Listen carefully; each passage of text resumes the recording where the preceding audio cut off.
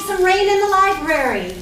And for this one, we have no voices. We're only going to use our hands and do. So get your hands ready.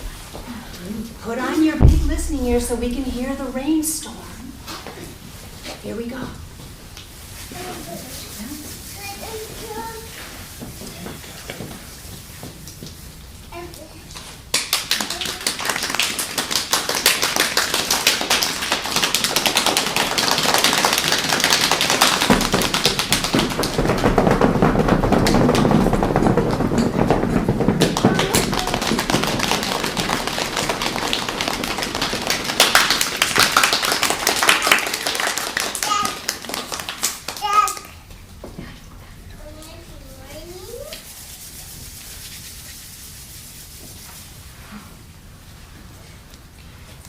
Beautiful storm in the library, and nobody got hurt.